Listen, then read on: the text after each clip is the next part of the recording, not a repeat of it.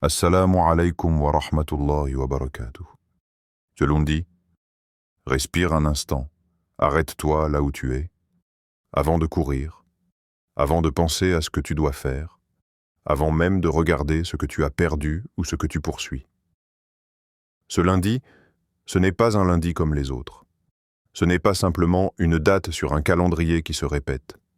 Ce n'est pas seulement le début d'une semaine de plus, semblable aux précédentes. C'est un nouveau départ qu'Allah t'accorde. Et plus encore, c'est un nouveau mois qui s'ouvre devant toi par sa permission. Combien de lundis Allah ne t'a pas accordé? Combien de mois se sont arrêtés avant toi? Et pourtant, toi tu es encore là. Ton cœur bat encore. Ton souffle t'est encore prêté. Et ce lundi t'est offert comme un dépôt de miséricorde. Ce lundi pourrait être banal, mais il pourrait aussi devenir un tournant spirituel, un point silencieux à partir duquel ta relation avec Allah change. Pas forcément par un événement spectaculaire, pas par un miracle visible aux yeux des gens, mais par quelque chose de plus profond, plus discret, plus réel. Et si ce lundi devenait le jour où ton cœur s'est enfin tourné vers Allah sans condition? Et si ce début de mois devenait le moment où tu as cessé de compter uniquement sur tes propres forces? Et si, par de simples paroles sincères, Allah changeait ce que toi, malgré tous tes efforts, tu n'as jamais réussi à changer? Il y a des choses que tu portes depuis longtemps, des poids invisibles, des inquiétudes que tu caches derrière des sourires, des combats intérieurs dont personne ne connaît l'intensité, des portes fermées qui te font douter, des silences d'Allah que tu ne comprends pas toujours. Et pourtant, Allah sait, Allah voit, Allah entend même ce que tu n'oses pas formuler. Aujourd'hui, en ce lundi précis, je ne t'invite pas à une simple écoute passive. Je ne t'invite pas à consommer un rappel de plus. Je t'invite à participer, à t'impliquer, à te déposer. Je t'invite à répéter 5 noms d'Allah. Pas comme une formule mécanique, pas comme une récitation vide, mais avec un cœur attaché au tawhid, un cœur qui reconnaît qu'il n'y a ni refuge, ni secours, ni transformation réelle en dehors d'Allah subhanahu wa ta'ala. Ces noms ne sont pas choisis au hasard. Ils parlent à la peur, à l'attente, au manque, à la fatigue, à l'espérance. Ils parlent à toi, là où tu en es aujourd'hui. Et pendant que tu écoutes, si ton cœur ressent ne serait-ce qu'un frémissement, si une phrase te touche, si une parole semble t'être adressée personnellement, alors ne laisse pas ce moment s'échapper. Abonne-toi. Pas par habitude, mais comme on fait un pacte de rappel, comme on choisit une voix qui ramène vers Allah plutôt qu'un bruit qui distrait. Laisse un mot en commentaire. Un seul mot suffit. Un mot qui résume ton état du cœur en ce lundi. Peut-être espoir, peut-être retour, peut-être simplement Allah. Ce mot, Allah le connaît déjà. Mais l'écrire, c'est parfois reconnaître. Et partage ce rappel.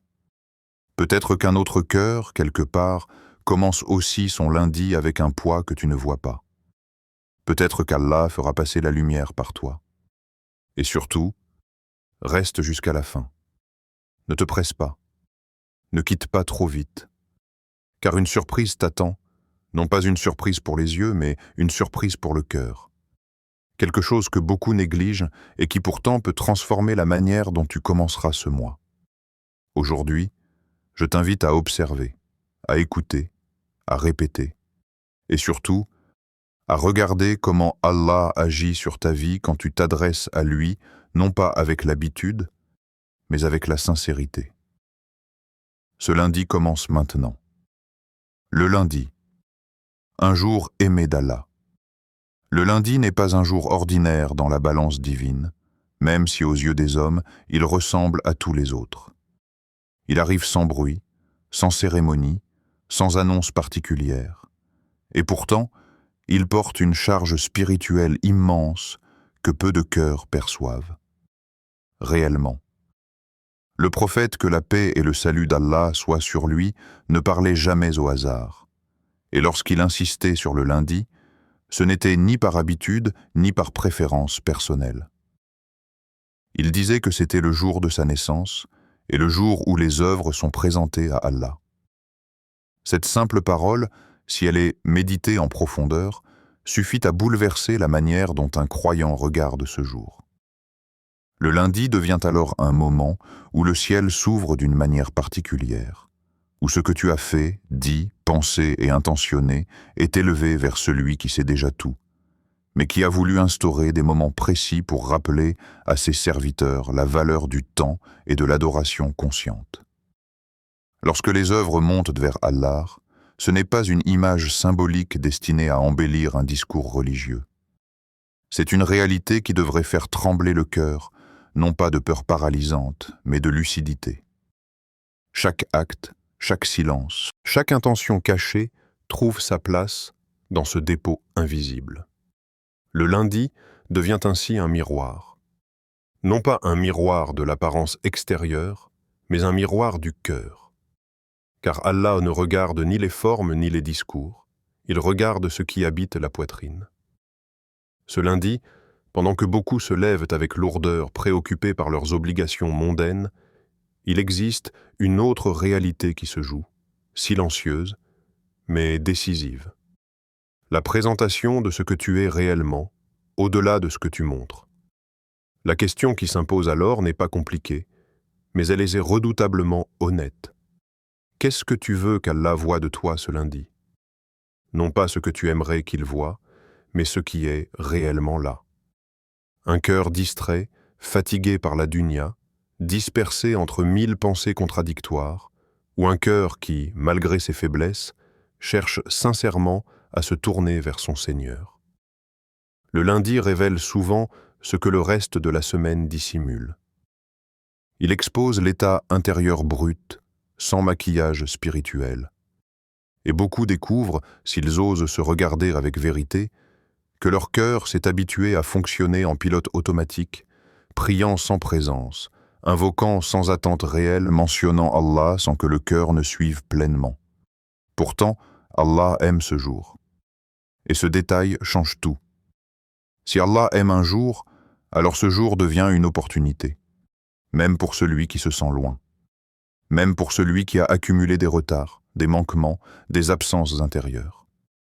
L'amour d'Allah pour le lundi n'est pas conditionné par la perfection de ses serviteurs, mais par la sincérité de leur retour. Le prophète, que la paix et le salut d'Allah soient sur lui, jeûnait ce jour-là non pas pour se distinguer, mais pour marquer une conscience du temps, pour enseigner à sa communauté que certains moments portent une lumière particulière. Le jeûne du lundi n'est pas seulement une privation physique, c'est un acte qui affine la vigilance du cœur, qui ralentit le rythme, qui rend l'âme plus réceptive. Dans un monde où tout pousse à la distraction, le lundi devient un appel à la concentration spirituelle. Il te demande intérieurement, vas-tu commencer ta semaine en te reliant à Allah ou en t'oubliant encore une fois dans la course? Vas-tu offrir à Allah un cœur qui reconnaît sa seigneurie ou un cœur occupé uniquement par ses propres calculs? Car le danger n'est pas d'être faible, le danger est d'être distrait. Un cœur faible qui se tourne vers Allah est plus proche de lui qu'un cœur fort qui s'ignore. Et le lundi, par sa nature même, te place face à cette réalité sans détour. Ce jour agit comme une porte que tu peux traverser consciemment ou ignorer comme tant d'autres avant lui. Mais chaque fois que tu ignores une porte qu'Allah ouvre, ton cœur s'endurcit un peu plus. Et chaque fois que tu y entres, même avec hésitation, même avec peu de provisions spirituelles, Allah t'y accueille avec une miséricorde que tu ne peux mesurer. Le lundi est un rappel vivant que le temps n'est pas neutre, qu'il est chargé de sens, et que la relation avec Allah se nourrit aussi du respect des moments qu'il a honorés. Il y a dans ce jour une pédagogie divine, subtile. Allah ne te demande pas de tout changer d'un coup, mais il te donne un point d'ancrage hebdomadaire. Un moment où tu peux t'arrêter intérieurement et dire « Cette semaine, je commence avec toi, même si le reste est imparfait, même si je trébuche encore. Commencer avec Allah ne garantit pas une semaine sans épreuve, mais cela garantit que les épreuves auront un sens, une direction, une sagesse. Et le cœur qui comprend cela cesse de se plaindre du poids du lundi, car il y voit une occasion de se réaligner. Le début du mois. Une page blanche. Le début d'un mois n'est pas simplement une unité de temps qui se renouvelle. C'est une respiration accordée par Allah, une pause dans le déroulement inexorable des jours, une page blanche offerte à un cœur souvent saturé. Allah t'accorde un nouveau mois non parce que tu as été irréprochable le mois précédent, mais parce qu'il est Ar-Rahman. Cette distinction est fondamentale. Si le temps était accordé selon le mérite humain, beaucoup de mois se seraient arrêtés prématurément. Mais Allah, dans sa sagesse, fait du temps un espace de miséricorde avant d'en faire un espace de jugement.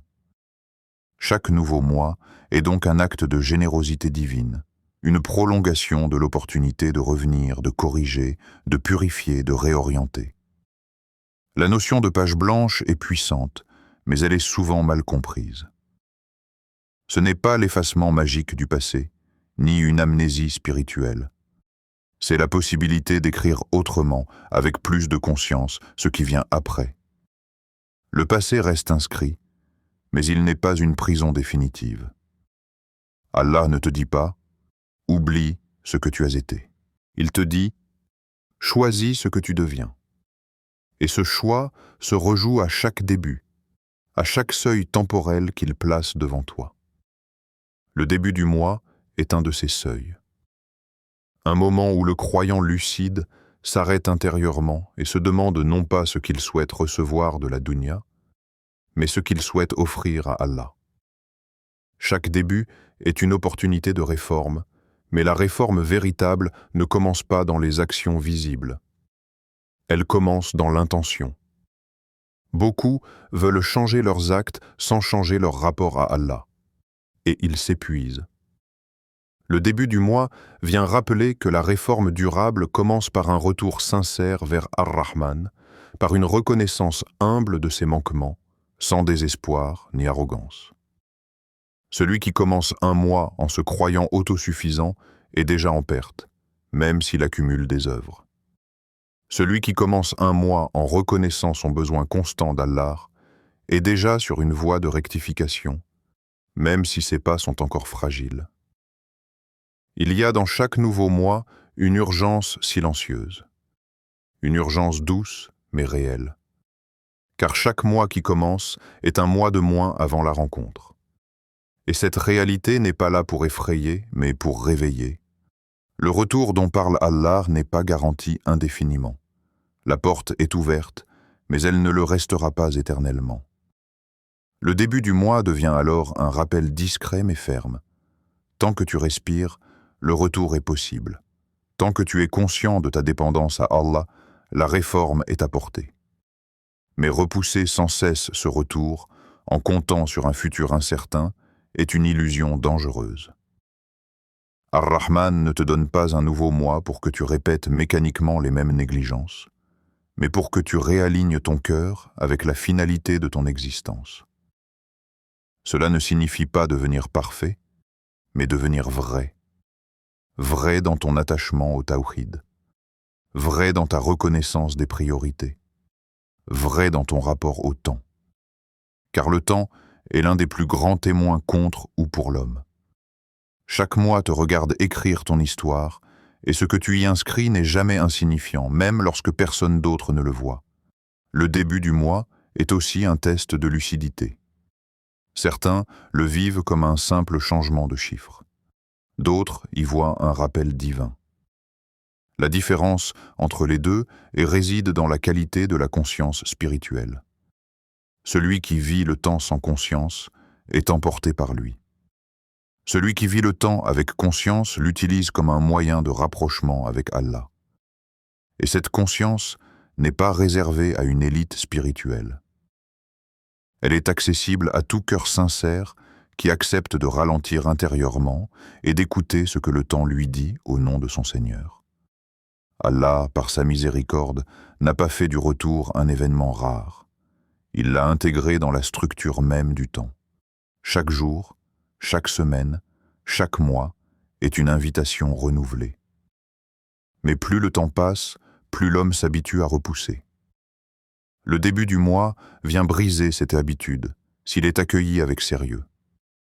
Il vient dire « Ne reporte pas indéfiniment ce que ton cœur sait déjà nécessaire ». La réforme n'attend pas des conditions idéales. Elle commence par une décision intérieure, parfois silencieuse, mais ferme. Ainsi, le nouveau mois n'est pas seulement ce que tu vas y faire, mais avec qui tu vas le vivre. Commencer un mois avec Allah, c'est accepter que sa sagesse guide ce que tu ne maîtrises pas.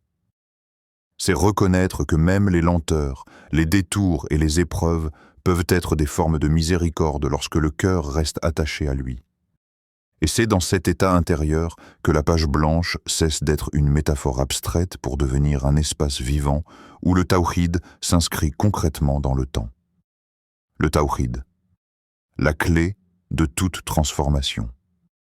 Rien ne change réellement tant que le cœur n'est pas attaché uniquement à Allah, même si extérieurement les choses semblent évoluer, même si les circonstances paraissent s'améliorer, même si les gens autour de toi parlent de progrès ou de réussite. Le tawhid n'est pas un simple concept théologique que l'on apprend et que l'on range dans un coin de la mémoire. C'est une réalité vivante qui se déploie dans le cœur et qui redéfinit entièrement la manière de voir le monde, les épreuves, les causes et même soi-même. Tant que le cœur reste accroché à autre chose qu'Allah, même subtilement, la transformation reste superficielle, fragile, conditionnée, prête à s'effondrer à la première secousse.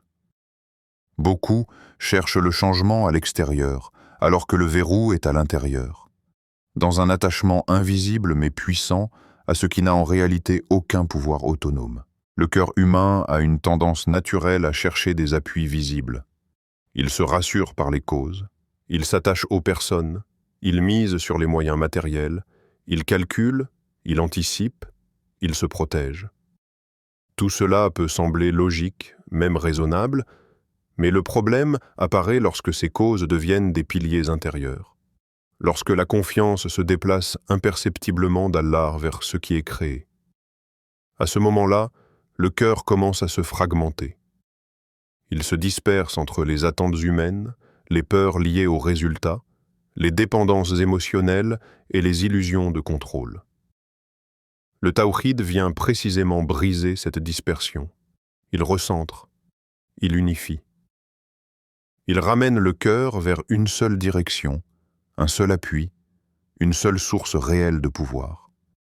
Dire qu'Allah est unique ne suffit pas si le cœur agit comme si d'autres forces décidaient réellement de ton destin. Le tawhid vivant se manifeste lorsque, face à une difficulté, ton premier réflexe intérieur n'est pas la panique ni la recherche frénétique de solutions humaines, mais le retour vers Allah. Non pas un retour théorique, mais un retour confiant, lucide, conscient que les causes ne sont que des instruments et que le créateur des causes est celui qui dirige réellement les issues. Tant que cette réalité n'est pas profondément ancrée, le cœur oscille, se fatigue, s'épuise à vouloir tout porter seul. Quand le tawhid devient vivant dans ton cœur, une bascule silencieuse s'opère. Tu continues à agir, à travailler, à planifier, mais ton attachement intérieur change de nature. Tu n'attends plus la paix des résultats, tu l'attends d'Allah. Tu ne cherches plus la sécurité absolue dans ce qui peut disparaître, tu la cherches dans celui qui ne disparaît jamais. Cette transformation est profonde, car elle libère le cœur d'un poids immense. Le poids de devoir tout maîtriser, tout anticiper, tout sécuriser.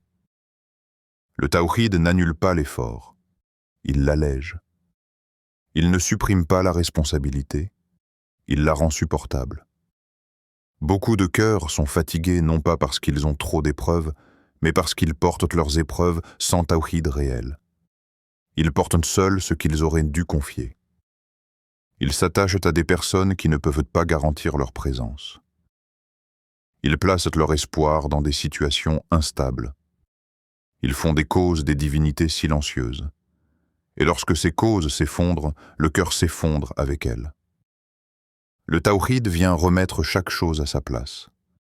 Les personnes redeviennent des moyens, non des refuges. Les causes redeviennent des outils, non des garanties. Et Allah redevient ce qu'il a toujours été, suffisant. Quand Allah devient suffisant pour toi, ce n'est pas que tes problèmes disparaissent immédiatement, c'est que leur poids intérieur change. Ce qui t'écrasait devient supportable, ce qui t'angoissait devient une affaire confiée, ce qui te faisait douter devient un terrain de patience et de certitude. Le tawhid transforme la manière dont tu traverses les choses avant même de transformer les choses elles-mêmes. Et c'est pour cela qu'il est la clé de toute transformation réelle. Sans lui, les changements restent fragiles, temporaires, dépendants des circonstances. Avec lui, même l'épreuve devient un moyen de rapprochement.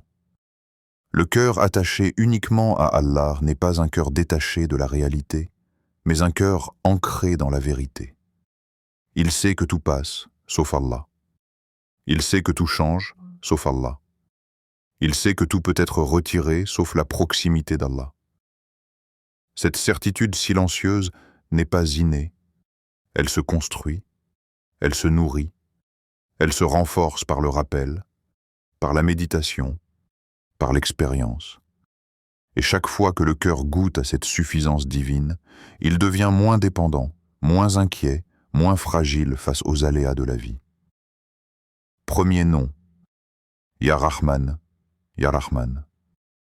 Lorsque tu répètes Ya Rahman, tu n'invoques pas un nom abstrait, tu appelles une réalité qui englobe ton existence entière. Même les zones que tu n'aimes pas regarder, même les parties de ton histoire que tu aurais préféré effacer. Ar-Rahman est celui dont la miséricorde précède toute chose, même la faute, même la chute, même l'égarement temporaire. Ce nom n'est pas réservé au moment de réussite spirituelle. Il est précisément destiné au moment où le cœur se sent lourd, retardataire, imparfait, parfois même indigne. Répéter « Ya Rahman », c'est reconnaître que si tu es encore debout, encore conscient, encore capable de revenir, c'est parce que la miséricorde d'Allah ne t'a jamais quitté, même lorsque toi tu t'es éloigné. La miséricorde d'Allah n'est pas conditionnée par ton passé. Elle ne te demande pas d'être déjà pur pour t'accueillir. Elle est ce qui te purifie lorsque tu reviens. Beaucoup de cœurs vivent prisonniers de leur histoire, enfermés dans leurs erreurs passées, convaincus que leur retard spirituel les disqualifie. Mais Ar-Rahman ne regarde pas ton passé comme une barrière infranchissable. Il le voit comme un terrain sur lequel sa miséricorde peut se manifester avec encore plus de clarté. Répéter « Ya Rahman », c'est refuser de définir ton avenir à partir de tes fautes plutôt qu'à partir de la générosité d'Allah. Ce nom englobe même tes retards, les prières manquées, les occasions ignorées, les élans avortés, les bonnes intentions jamais concrétisées. Rien de tout cela ne sort du champ de la miséricorde d'Ar-Rahman. Le problème n'est pas d'avoir tardé, le problème est de désespérer du retour. Le désespoir est une forme subtile de mauvaise opinion d'Allah. Il fait croire au cœur que la miséricorde a des limites humaines alors qu'elle est divine. Commencer un mois en s'attachant à Ar-Rahman, c'est refuser de commencer sous le poids de la culpabilité stérile. C'est choisir la responsabilité sans l'écrasement. Répétez. Ya Rahman, ce n'est pas nier la gravité des fautes, c'est les replacer dans leur juste contexte. Elles sont graves, mais elles ne sont pas plus grandes que la miséricorde d'Allah. Elles nécessitent un retour sincère, mais ce retour est toujours possible tant que le souffle est là. La miséricorde d'Allah ne banalise pas le péché.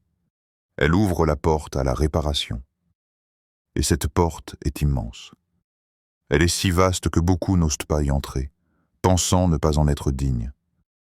Mais Ar-Rahman ne t'invite pas parce que tu es digne. Il t'invite parce qu'il est miséricordieux. Commencer ton mois en t'attachant à la miséricorde d'Allah, c'est poser une base saine pour tout le reste. Ce n'est pas un encouragement à la négligence, mais une protection contre le désespoir. Un cœur qui commence avec Ar-Rahman est un cœur qui ose espérer sans arrogance, qui ose revenir sans se mentir, qui ose avancer sans être paralysé par le passé. La miséricorde devient alors un moteur, non une excuse. Elle pousse à aimer Allah, et aimer Allah pousse naturellement à chercher sa satisfaction.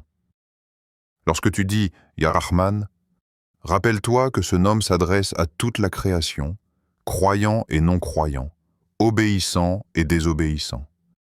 Cela signifie que la miséricorde précède même la reconnaissance. Mais pour le croyant conscient, ce nom devient une intimité particulière. Il devient un refuge intérieur, un lieu où le cœur se repose lorsqu'il est fatigué de lui-même, un point d'ancrage lorsque la dureté intérieure menace de s'installer.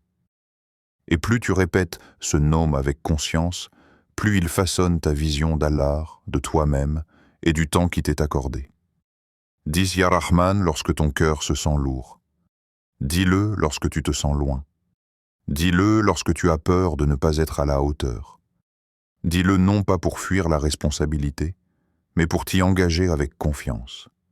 Car celui qui commence avec la miséricorde d'Allah ne commence jamais seul, et celui qui s'appuie sur Ar-Rahman n'est jamais abandonné, même lorsqu'il trébuche encore sur le chemin.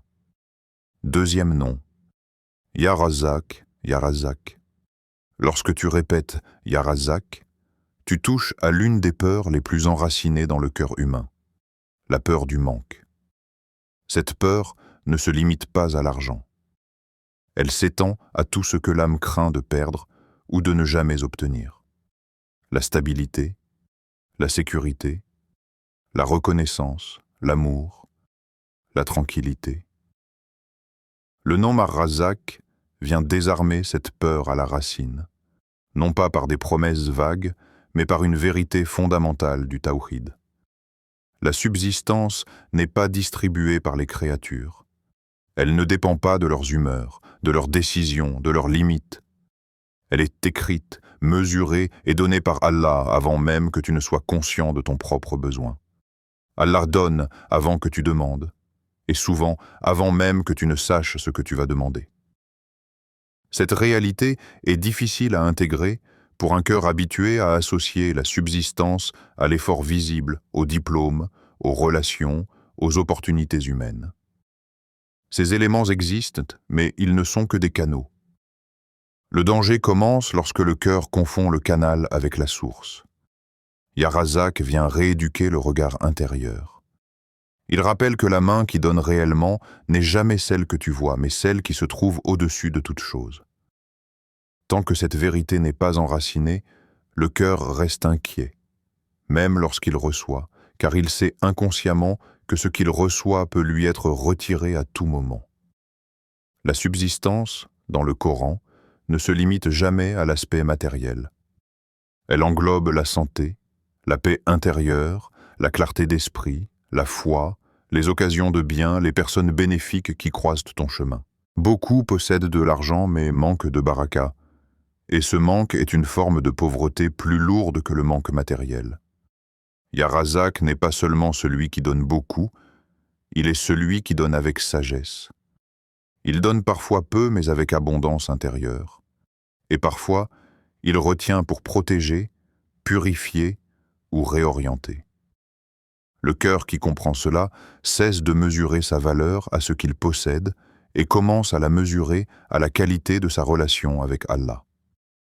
Répéter Ya Razak, c'est aussi se libérer de l'humiliation intérieure face aux créatures. Lorsque tu crois, même inconsciemment, que ta subsistance dépend d'une personne, d'un système ou d'une situation précise, ton cœur devient prisonnier.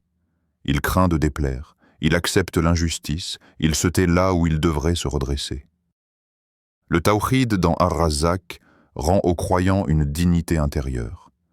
Il lui rappelle que personne ne peut lui enlever ce qu'Allah a décrété pour lui, et que personne ne peut lui donner ce qu'Allah ne lui a pas destiné. Cette certitude transforme la manière de demander, de travailler, d'attendre et même de patienter. Il y a des moments où la subsistance semble tarder, où les portes matérielles se ferment, où les efforts ne donnent pas les résultats espérés. Dans ces moments-là, le Nom Ya Razak agit comme un apaisement profond. Il ne promet pas une issue immédiate, mais il garantit une sagesse parfaite. Le retard n'est jamais un oubli. Le manque n'est jamais une preuve d'abandon. Le croyant qui répète « Ya Razak » avec conscience apprend à faire la différence entre ce qui est refusé et ce qui est simplement différé. Et cette distinction protège le cœur de l'amertume et du soupçon envers Allah. La confiance dans Ar-Razak ne supprime pas l'effort, elle le purifie. Tu travailles, tu cherches, tu agis, mais ton cœur n'est plus accroché au résultat. Il est accroché à celui qui donne le résultat. Cette posture intérieure est rare, mais elle est libératrice. Elle permet d'agir sans être consumée par l'angoisse. Elle permet d'accepter sans se briser. Elle permet de recevoir sans arrogance. Le cœur qui vit avec Ya Razak cesse de courir derrière la subsistance comme une proie insaisissable, car il comprend qu'elle le trouvera au moment exact où Allah l'a décidé. Troisième nom, Ya Fattar, Ya Fattah. Répétez. Ya Fattar, c'est se tenir devant un nom qui gouverne les ouvertures et les fermetures de toute existence. Ce nom parle à ceux qui ont frappé à des portes sans réponse, à ceux qui ont attendu des issues qui ne sont jamais venues, à ceux qui ont vu des chemins se refermer sans explication claire. Ya Fattah n'est pas seulement celui qui ouvre, il est celui qui choisit quand ouvrir, comment ouvrir, et surtout pourquoi ouvrir ou fermer. Et cette sagesse échappe souvent à la compréhension immédiate du cœur humain, impatient par nature. Les portes fermées font mal. Elles blessent l'ego, elles frustrent les attentes, elles remettent en question les plans soigneusement élaborés. Mais le tawhid enseigne que toute fermeture n'est pas un rejet. Certaines portes sont fermées pour préserver la foi, protéger le cœur, éviter une perte plus grande.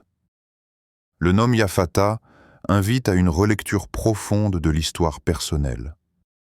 Combien de choses que tu regrettais autrefois se sont révélées, avec le temps, être des formes de protection? Combien de chemins que tu pensais indispensables auraient finalement éloigné ton cœur d'Allah? Répéter Ya Fattar, c'est apprendre à ne pas juger la sagesse divine à partir de l'instant présent.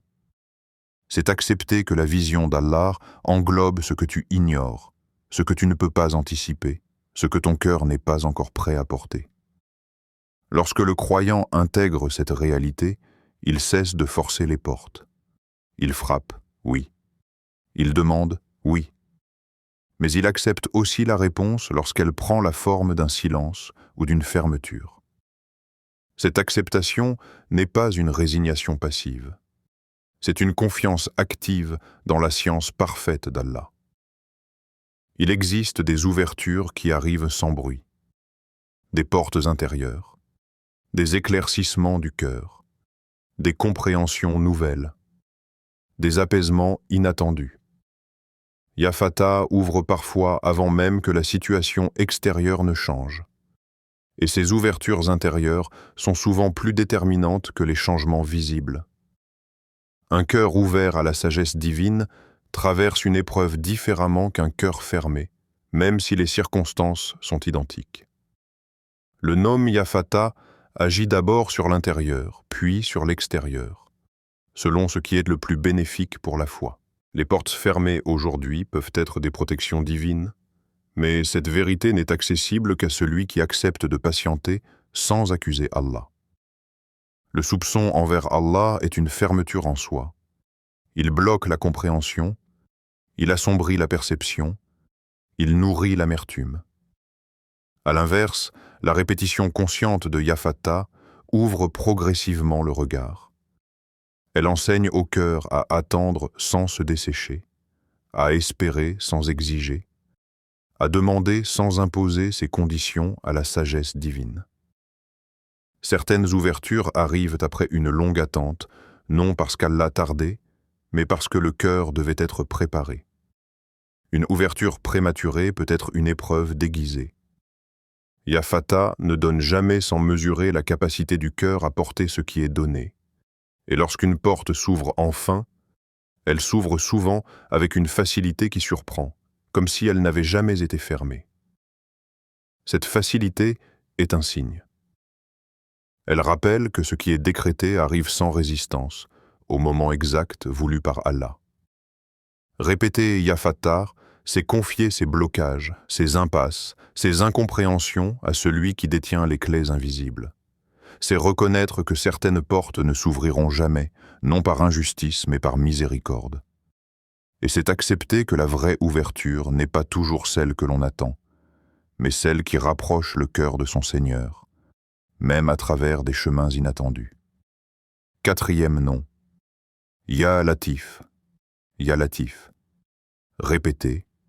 Ya Latif, c'est entrer dans une compréhension d'Allah que seuls les cœurs attentifs perçoivent réellement. Car la douceur d'Allah ne s'impose jamais par le bruit. Elle se glisse dans les détails, dans les détours, dans les lenteurs qui frustrent l'âme mais qui sauvent souvent le cœur. Allah agit avec douceur, même lorsque tu ne comprends pas son plan. Et cette incompréhension est souvent la preuve que le plan dépasse ce que ton regard limité peut embrasser. Ya Latif est celui dont l'action ne brusque pas inutilement. Celui qui te mène là où tu dois être sans toujours t'expliquer le chemin. Celui qui protège parfois en ralentissant, qui répare parfois en retardant, qui purifie parfois en retirant. Le cœur humain associe souvent la douceur à ce qui est agréable immédiatement, mais la douceur divine est d'un autre ordre. Elle n'est pas toujours confortable, mais elle est toujours bienveillante.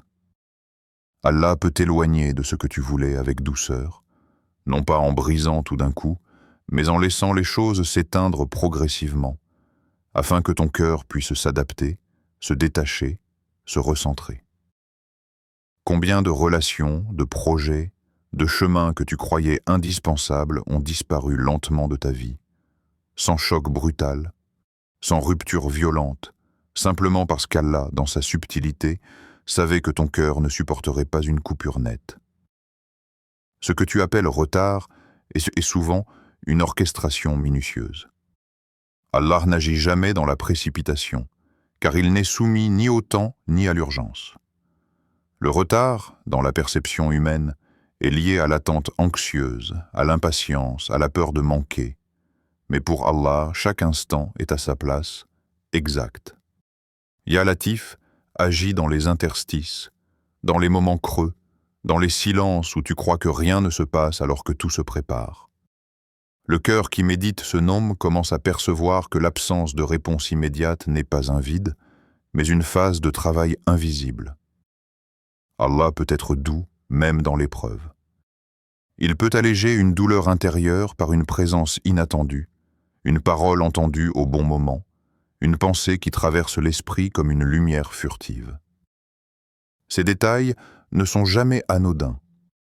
Ils sont les manifestations de Ya Latif, celui qui connaît les fissures du cœur et qui y dépose exactement ce qu'il faut pour éviter qu'il ne se brise.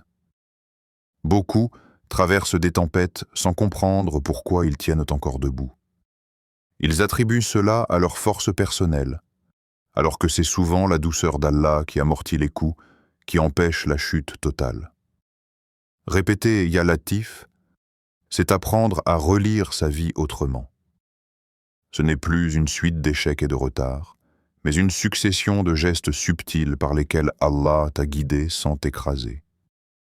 Même lorsque tu t'es éloigné, même lorsque tu as désobéi, Allah a souvent agi avec douceur, en ne te retirant pas brutalement. C'est bien fait, en te laissant le temps de revenir, en maintenant des portes ouvertes que tu n'avais pas encore remarquées. Cette patience divine est une miséricorde déguisée que beaucoup confondent avec une absence de conséquences, alors qu'elle est une invitation silencieuse au retour. La douceur d'Allah se manifeste aussi dans la manière dont il t'enseigne. Il ne te dévoile pas tout d'un coup, car un savoir trop lourd peut écraser un cœur encore fragile. Il t'apprend par étapes, par expérience, par prise de conscience progressive. Ya Latif est celui qui te fait comprendre après coup ce que tu ne pouvais pas comprendre sur le moment. Et lorsque cette compréhension arrive, elle ne provoque pas de colère contre le passé, mais une paix étrange, comme si le cœur disait enfin « Maintenant je comprends pourquoi ». Répéter « Ya Lataf », c'est accepter de ne pas tout comprendre immédiatement, sans sombrer dans la suspicion. C'est faire confiance à une sagesse douce, discrète, mais parfaitement ajustée. C'est apprendre à reconnaître qu'Allah t'a souvent préservé de toi-même, de tes désirs précipités, de tes choix dictés par l'émotion. Et plus le cœur s'habitue à ce nom, plus il devient patient, plus il devient délicat dans son rapport à Allah, aux autres et à lui-même. 5e nom, Ya Hadi, Ya Had. Répéter Ya Had, c'est reconnaître une vérité fondamentale que beaucoup refusent d'admettre pleinement. Le cœur humain ne se guide pas tout seul. Il peut accumuler des connaissances, suivre des règles, adopter des habitudes, mais sans la guidance d'Allah, il reste exposé à la confusion, à l'orgueil, à l'égarement subtil. Ya Had est le seul capable de guider le cœur, non seulement vers la vérité apparente, mais vers la sincérité intérieure. Car il existe des gens apparemment sur le droit chemin, dont les intentions sont déviées, et d'autres extérieurement faibles dont le cœur est en réalité plus proche d'Allah. La guidance n'est pas seulement de savoir ce qui est vrai, c'est d'aimer la vérité, de la choisir, de s'y attacher même lorsqu'elle va à l'encontre de ses désirs. Et cela dépasse les capacités humaines. C'est pourquoi Allah s'est réservé ce nom. Ya Had guide sans humilier. Il corrige sans exposer. Il ramène sans écraser l'ego. Contrairement aux créatures, Allah ne guide pas par la honte, mais par la lumière. Et cette lumière peut arriver de manière très intime, très personnelle, parfois à travers une épreuve, parfois à travers une parole entendue au bon moment, parfois à travers un malaise intérieur qui pousse à se remettre en question. Répéter Ya Had, c'est demander bien plus que des réponses. C'est demander une rectification de l'intention. Car l'intention est le gouvernail du cœur. Si elle est faussée, même les bonnes actions peuvent devenir des moyens d'égarement. Le cœur peut chercher Allah tout en cherchant secrètement autre chose. La reconnaissance, le contrôle, la supériorité morale. Ya Had agit précisément à cet endroit délicat. Il dévoile ce qui doit être purifié, non pas pour humilier, mais pour libérer. La correction de l'intention est souvent douloureuse pour l'ego, mais salvatrice pour l'âme. Allah guide parfois en retirant une certitude. Ce qui semblait évident devient flou. Ce qui paraissait acquis est remis en question. Et cette phase de trouble n'est pas un égarement, mais une transition. Ya Had enlève parfois des repères artificiels pour installer des repères plus solides. Beaucoup confondent cette étape avec une perte de foi, alors qu'elle est souvent une maturation. Le cœur apprend à s'appuyer moins sur ses propres compréhensions et davantage sur la guidance divine. La guidance d'Allah est aussi un retour vers une vérité que le cœur connaissait déjà, mais qu'il avait négligée. Ya Had ne te guide pas toujours vers quelque chose de nouveau, il te ramène parfois vers l'essentiel, vers la sincérité, vers l'humilité, vers le tawhid pur. Et ce retour se fait sans humiliation lorsque le cœur accepte d'être enseignable. Allah n'a pas besoin de briser pour corriger. Il sait comment plier sans casser. Répéter Ya Hadi, c'est reconnaître que même après des années de pratique, le cœur reste dépendant de la guidance d'Allah. Il n'y a pas de sécurité absolue dans le cheminement spirituel. Il y a une vigilance constante, une demande continue, une humilité durable. Celui qui cesse de demander la guidance commence déjà à s'en éloigner. Et celui qui répète Ya Had avec sincérité accepte de ne pas être le maître de son propre cœur. Allah guide parfois par des chemins inattendus. Il utilise des erreurs pour enseigner, des chutes pour éveiller, des détours pour recentrer. Et lorsqu'il guide, il ne le fait jamais pour écraser, mais pour élever. Même la correction la plus ferme contient une miséricorde cachée. Le cœur qui médite ce nom commence à comprendre que la vraie réussite n'est pas d'avoir toujours raison, mais d'être constamment ramené vers la vérité, encore et encore, jusqu'à la rencontre finale. Ô Allah, toi l'unique, toi le seul digne d'adoration, toi qui n'as aucun associé, ni dans ta seigneurie, ni dans ton adoration, ni dans tes noms et attributs, nous venons à toi en ce lundi et en ce début de mois avec des cœurs conscients de leur faiblesse et pleins d'espoir en ta miséricorde. Purifie nos cœurs du shirk apparent et caché, de tout attachement qui prend ta place, de toute confiance déplacée, de toute intention qui se détourne de ta face. Fais de notre tawhid une réalité vivante, non pas seulement une croyance prononcée, mais une certitude qui guide nos choix, apaise nos peurs et oriente nos pas dans chaque aspect de notre vie. Ô Allah, ouvre pour nous les portes du bien, visibles et invisibles, celles que nous attendons et celles que nous ne savons même pas demander. Accorde-nous une subsistance bénie, une foi ferme, une sagesse qui éclaire nos décisions et une patience qui nous protège lorsque les réponses tardent. Éloigne-nous de ce qui nous détourne de toi, même si nos âmes y sont attachées, même si nos cœurs y sont habitués. Ne nous laisse pas nous perdre dans ce qui s'éteint, et fais-nous aimer ce qui demeure auprès de toi. Fais que ton rappel soit notre apaisement dans les moments d'agitation, notre refuge dans les moments de solitude, et notre lumière dans les périodes de confusion. Fais de ta proximité notre plus grande richesse, celle qui ne diminue jamais, même lorsque tout le reste nous est retiré. Amin. Si tu répètes ces noms avec sincérité, constance et confiance, alors regarde attentivement ce qui se passe en toi avant de regarder autour de toi. Les transformations les plus profondes commencent rarement par ce qui est visible. Elles prennent naissance dans le cœur, dans la manière de penser, de patienter, d'espérer et de se tourner vers Allah. Lorsque le cœur se réforme, lorsque le tawhid s'y installe réellement, les événements prennent un autre sens. Les épreuves deviennent des moyens de rapprochement et les bienfaits cessent d'être une source d'oubli. Ce n'est pas toujours le monde extérieur qui change immédiatement, mais la manière dont tu le traverses.